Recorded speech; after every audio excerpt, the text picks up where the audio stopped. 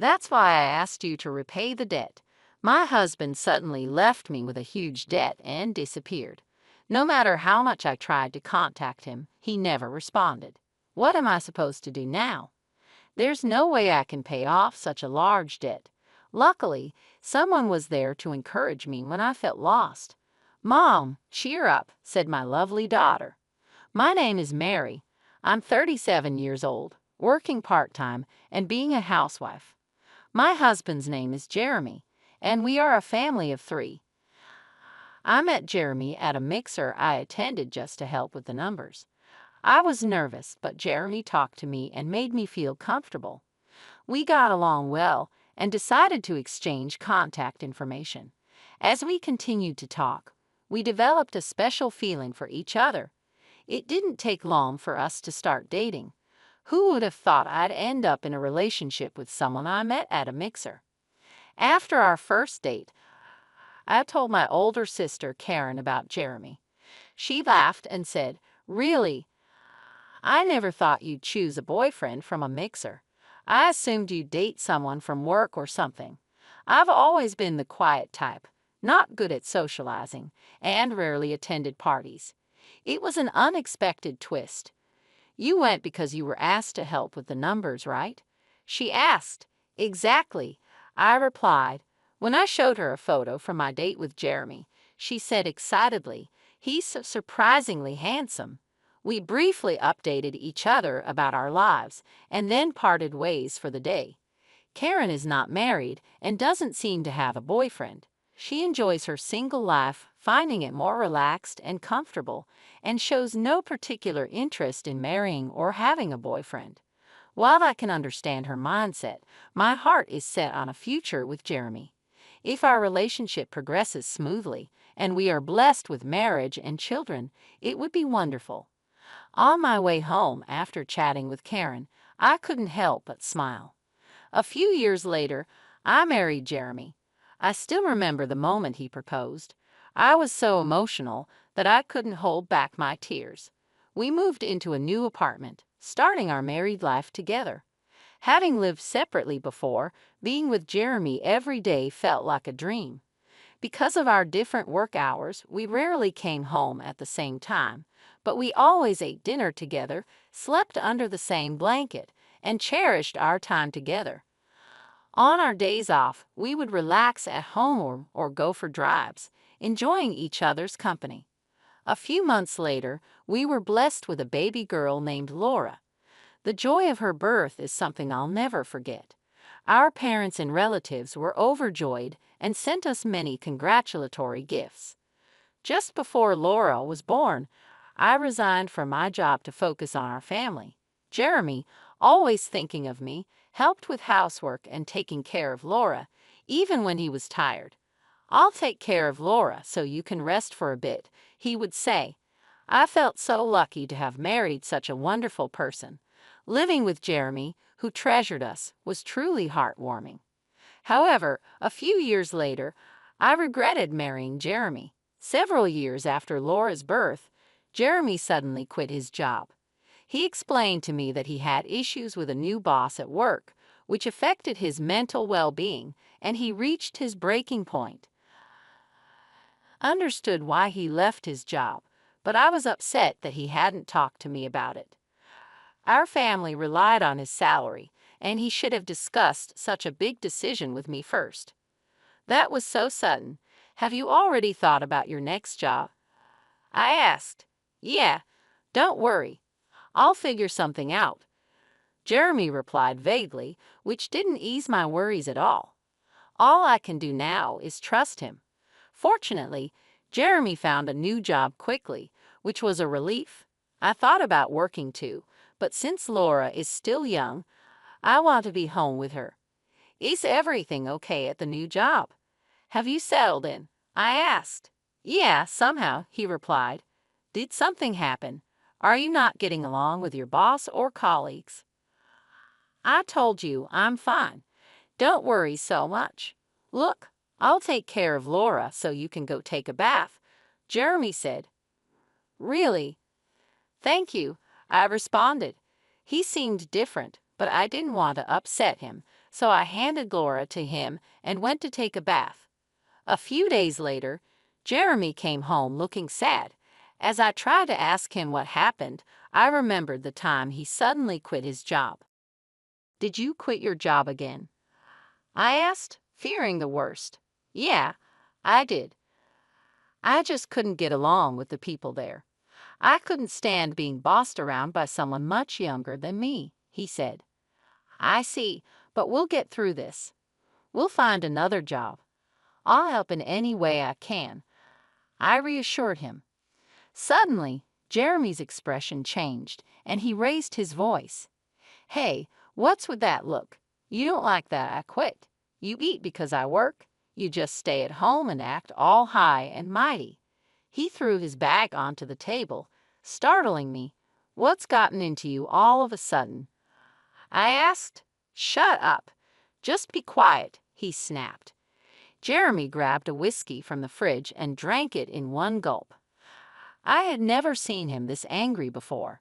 I felt terrified. I've always been grateful to him and tried to be supportive.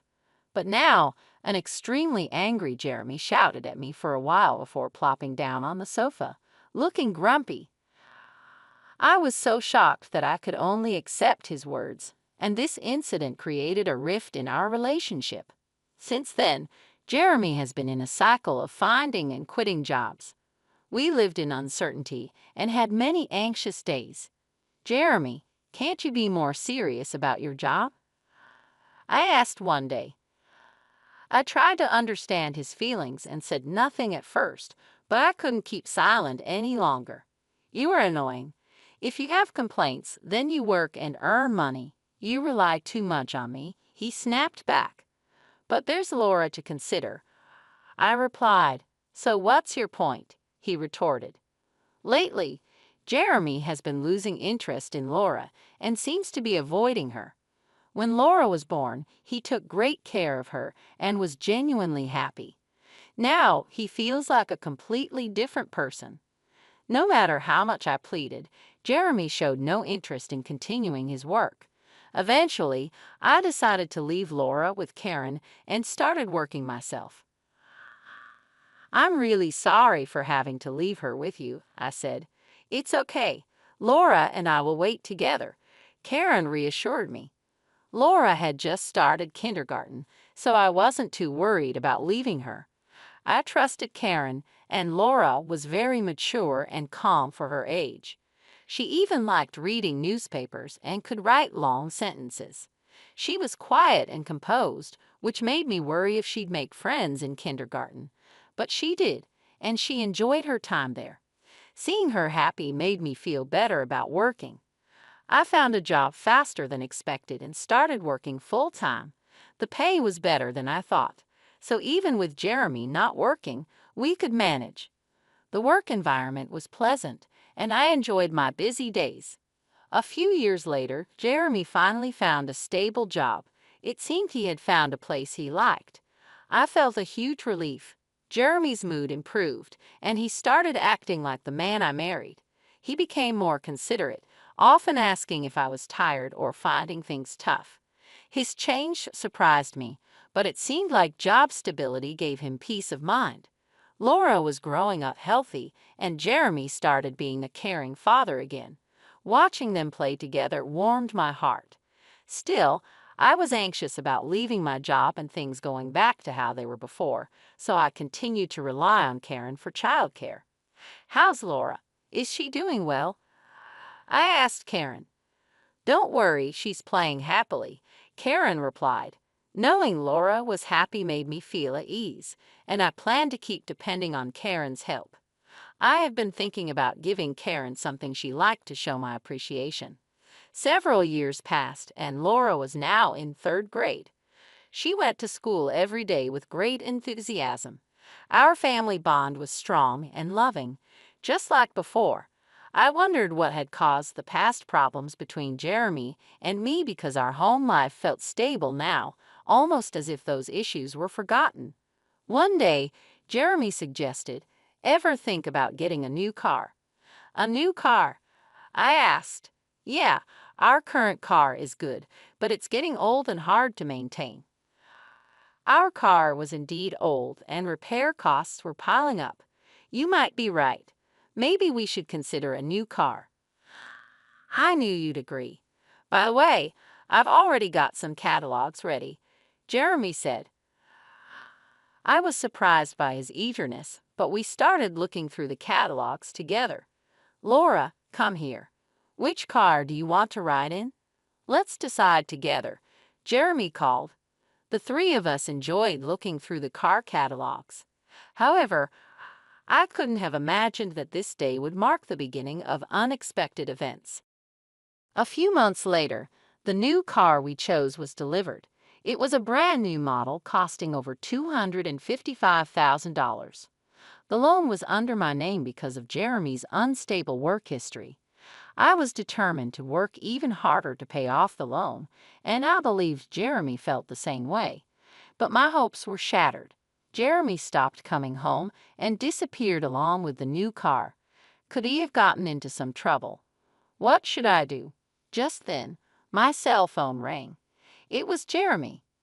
Hello, Jeremy. What are you doing? Where are you now? I asked, worried. Hey, calm down, he replied. But you disappeared all of a sudden, and the new car is gone. What happened? Did you get into some trouble? I tried to convey how worried I had been, but Jeremy laughed and said something unbelievable. I found a new lover. She's more important to me than you. What? What do you mean? Let me be clear. I've fallen in love with someone else. I've already taken care of the divorce papers. I'd appreciate it if you stopped getting involved. Wait, divorce? I can't believe this. I was shocked by the mention of divorce papers.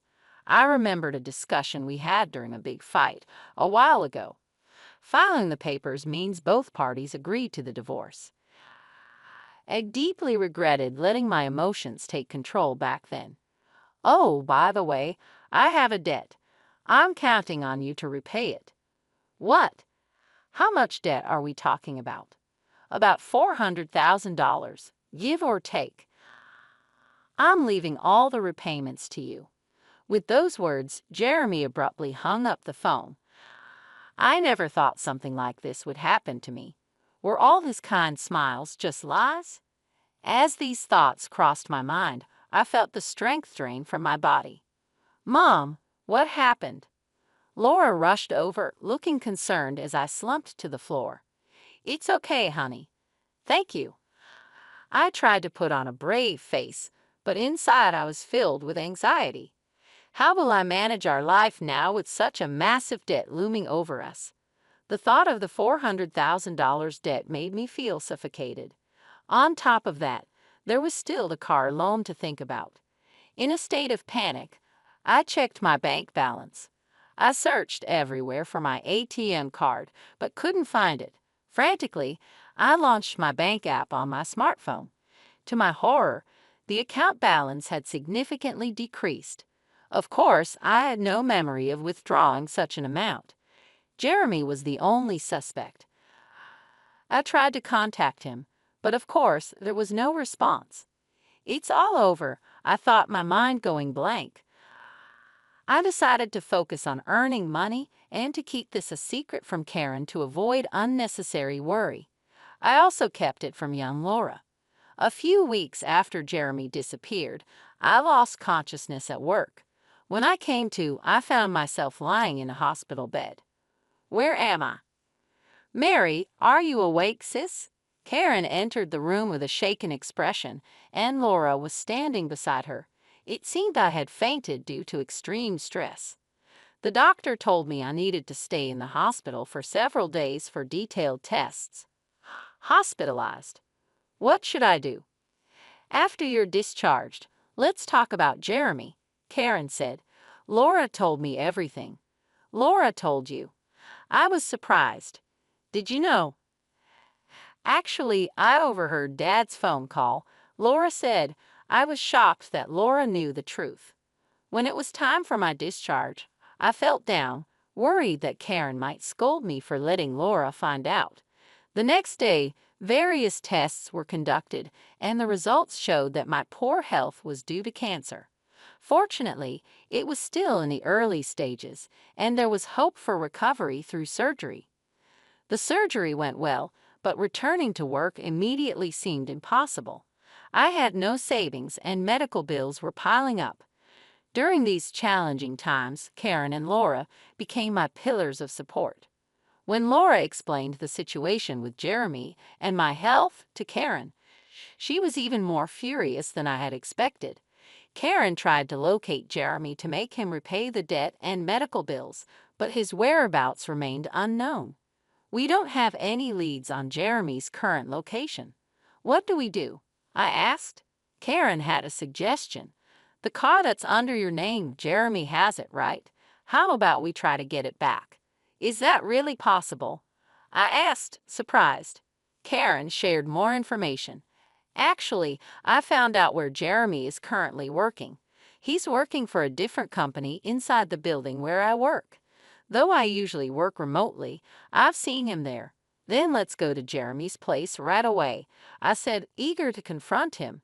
If we didn't take action soon, he might disappear again. Karen stopped me. Don't rush. We need a solid plan, not just a hasty approach. Laura and I have come up with a good idea. That's right, a plan, Laura said, smiling. I couldn't grasp the implications behind their demeanor. Watching them silently, Laura beamed and reassured me, saying, "Don't worry. Everything's set up." I didn't know the specifics, but everything became clear a month later. While at Karen's house, there was a sudden incoming call. Checking the caller ID, it was Jeremy. Initially ignored the call, but it kept coming in repeatedly. Something must have happened. Gathering my courage, I answered. Jeremy pleaded in a frantic voice. "Hey, help me out, please." "What?" "I'll explain everything later. Just get here now. I'm about to be arrested." Jeremy shared his location and quickly ended the call. Having overheard the conversation, Karen and Laura finally revealed the turn of events. Actually, we reported the car as stolen. It was Laura's idea, Karen said. Impressive, right? Laura blushed and looked down. Filled with gratitude, I thanked them and hurried to the place where Jeremy was waiting. The park he specified was surprisingly close to my home. There were police officers gathered around Jeremy, who seemed to be interrogated about something. We hurriedly approached him. First, we explained the situation to the police officers and had them leave. Afterward, Jeremy ushered us into his car and began narrating the events that led to this. A confident-looking woman sat boldly in the passenger seat, her legs crossed, staring at us with a cold gaze. "Thanks for coming, but why did the police come to me?" Jeremy asked, seemingly oblivious to the seriousness of the situation. "Because I reported the car as stolen. After all, that car is mine," I explained. "What? We're divorced, so we have no current ties." Reporting it stolen was the natural course of action. You probably never expected to be reported for car theft. Laura continued the conversation with Jeremy, who was visibly shaken. "Dad, why did you leave us behind? Why won't you pay back the money yourself? Explain." Jeremy let out a sigh and looked at us with an exasperated expression, but remained silent. "If you're just going to remain silent, I'll report it to the police. Do you realize that using my name without permission is a crime?" Hearing this, Jeremy began to talk bit by bit. He mentioned his mistress, Pamela. Apparently, she had recently joined the company where Jeremy worked. They connected during a company welcome party, which developed into a romantic relationship. Shockingly, about 5 months ago, he found out she was pregnant. Looking at Pamela's stomach, it was evident that she was expecting. "So you chose her over us and left," I said. "That's a harsh way to put it, isn't it?" Jeremy replied. "But the fact remains, you left, right?" Karen suddenly interjected. Jeremy seemed taken aback, but Karen ignored his surprised expression and continued her line of questioning. She began to lash out at Jeremy, criticizing his past actions. She pointed out his irresponsible behavior towards the family, his constant job changes, and his quick temper, which often resulted in him raising his voice in anger. Jeremy, deep in thought, or perhaps just tuning her out, bowed his head and remained silent. Pamela's face showed clear irritation at this. She pressed him about the reason for the $400,000 debt, but he stayed mute. Unable to hold back any longer, Pamela revealed a shocking truth. He borrowed money in his wife's name to buy me luxury branded items. I was really lucky. A debt of $400,000 due to gifts for Pamela? What on earth did he buy?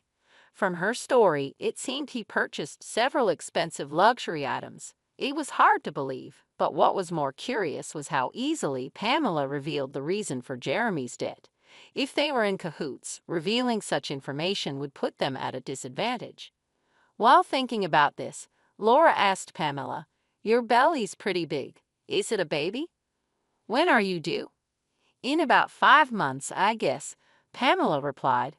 Giving birth in 5 months didn't seem right. If she was supposedly impregnated 5 months ago, shouldn't there be more time? Karen noticed this inconsistency too and pressed Pamela further. "Is that baby really Jeremy's? Isn't it odd for the baby to be due in 5 months? Whose child is it?" Karen asked directly. Although surprised, Pamela didn't seem intent on hiding anything. "Actually, the child isn't Jeremy's. I thought about keeping it a secret, but I figured it would be a hassle to get further involved with him, so I'll just spill the beans." "Is that why you were honest about the debt too?" Karen inquired. "Yeah, there's no point being with Jeremy anymore after all," Pamela said with a mocking expression. "The atmosphere was heavy and unbearable. I wanted to get away from there right now." Meanwhile, Jeremy stared at Pamela with an incredulous expression. "Hey, what are you talking about? This is a joke, right?" Jeremy asked. "Why would it be a joke?" "I mean exactly what I said," Pamela replied. The tension increased, making the atmosphere even more stifling. Amidst this, Karen took charge of the situation. "Anyway, I'll call the police," she said. "Huh? What are you talking about?" Jeremy asked, panicking. "I couldn't care less about you too, but remember, borrowing money under Mary's name is a crime. Plus, using the car without permission is also a crime, especially since Jeremy and Mary are complete strangers now. Karen instructed me to contact the police." Jeremy and Pamela frantically tried to talk their way out of the situation. However, I ignored their pleas and made the call. After a while, I could hear sirens approaching. This should make them face the consequences. The issues regarding the debt and the car should soon be resolved.